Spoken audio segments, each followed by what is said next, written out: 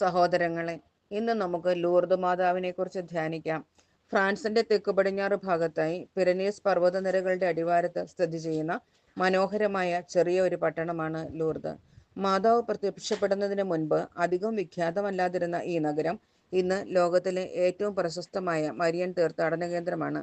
AD 1858 ഫെബ്രുവരി 11 മുതൽ July 16 വരെയുള്ള ദിവസങ്ങളിൽ കേവലം 14 വയസ്സുള്ള ബെർണദീത്ത സൊബിത്തൂസ് എന്ന ബാലികയ്ക്ക് 18 പ്രാവശ്യമാണ് മാതാവിന്റെ ദർശനമുണ്ടായത്.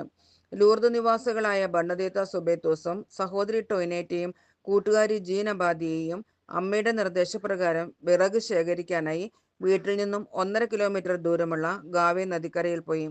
ബെർണദീത്തയും കൂട്ടുകാരും അവിടെ എത്തിയപ്പോൾ ഇളങ്കാറ്റ് വീശുന്ന പ്രത്യേകതര ശബ്ദം കേട്ട് നോക്കിയപ്പോൾ നദിയോട് ചേർന്ന് നിന്നിരുന്ന ഗുഹാമുഖത്ത് വർണ്ണനാതീതമായ സൗന്ദര്യശോഭയുള്ള ഒരു സ്ത്രീ ബെർണദീത്തയ്ക്ക് പ്രത്യക്ഷപ്പെട്ടു. തിളങ്ങുന്ന വെള്ളവസ്ത്രമണിഞ്ഞ അവളുടെ അരക്കെട്ടിൽ നീല നിറത്തിലുള്ള ബെൽറ്റും കയ്യിൽ സ്വർണ്ണ നിറത്തിലുള്ള ഒരു ജപമാലയും പാദത്തിൽ മഞ്ഞ നിറത്തിലുള്ള റോസാപ്പൂക്കളും കാണാമായിരുന്നു.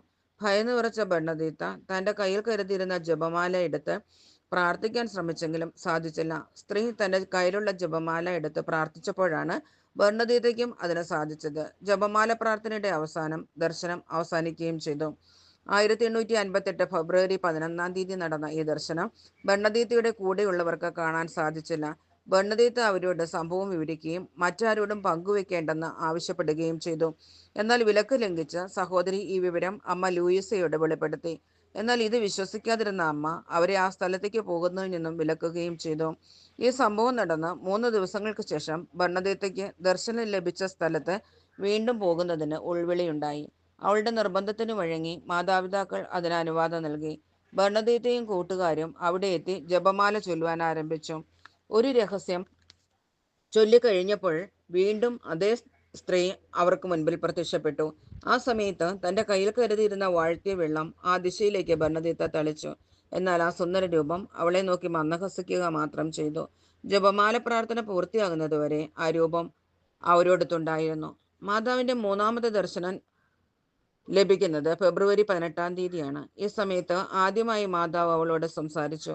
വരാനിരിക്കുന്ന ലോകത്തിൽ അവൾക്ക് ദൈവം വലിയ സന്തോഷം പ്രദാനം ചെയ്യുമെന്ന് വാഗ്ദാനം ചെയ്തു. മാതാവിന്റെ 5ാമത്തെ ദർശനം ഫെബ്രുവരി 20 അന്ന് ബെർണദീത്തയുടെ അമ്മയും അയൽക്കാരായ 30ഓളം ആളുകളും അവിടെ സന്നിഹിതരായിരുന്നു.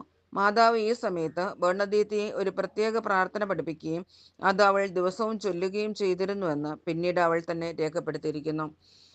11ാം തവണ മാതാവ് പ്രത്യക്ഷപ്പെട്ടപ്പോൾ 2000-ത്തിലധികം ജനങ്ങൾ അവിടെ സന്നിഹിതരായിരുന്നു. ലോകം മുഴുവൻ പാപികളുടെ മാനസാന്തരത്തിനായി പ്രാർത്ഥിക്കാനും പരിത്യാഗ പ്രവർത്തികൾ അനുഷ്ഠിക്കുവാനും മാതാവ് അവളോട് മിക്കപ്പോഴും ആവശ്യപ്പെട്ടു. ഫെബ്രുവരി 25 പ്രത്യക്ഷപ്പെട്ടപ്പോൾ അവൾ നിൽക്കുന്ന സ്ഥലം കുഴിച്ച് അവിടെ നിന്നും വരുന്ന നീരുറവയിൽ നിന്ന് ജലം പാനം ചെയ്യാൻ മാതാവ് അവളോട് നിർദ്ദേശിച്ചു. ഇന്ന് ലൂർദിലെത്തുന്ന തീർത്ഥാടകർക്ക് അനുഗ്രഹത്തിന്റെയും അത്ഭുത പ്രവർത്തനങ്ങളുടെയും സ്രോതസ്സാണ് ഈ നീരുറവ. ഇങ്ങനെ 18 പ്രാവശ്യമാണ് ബെർണദീത്തയ്ക്ക് മാതാവിന്റെ ദർശനം ഉണ്ടാകുന്നത്. ബെർണദീത്ത പിന്നീട് ഉപവീട സന്യാസിനി സമൂഹത്തിൽ ചേർന്ന് പ്രാർത്ഥനയിലും ധ്യാനത്തിലും തന്റെ ജീവിതം ചെലവഴിച്ചു. 1899 ഏപ്രിൽ 16 തന്റെ 35ാമത്തെ വയസ്സിൽ മരണപ്പെട്ടു. 1938 പിയൂസ് 11 മാർപ്പാപ്പ ബെർണദീത്തയെ വിശുദ്ധിയായി പ്രഖ്യാപിച്ചു. 1870 പിയൂസ് 9 മാർപ്പാപ്പ ലൂർദിലെ പ്രത്യക്ഷപ്പെടലുകൾക്ക് അംഗീകാരം നൽകുകയും അവിടെ ദേവാലയം നിർമ്മിക്കുവാനായി അനുവാദം നൽകുകയും ചെയ്തു.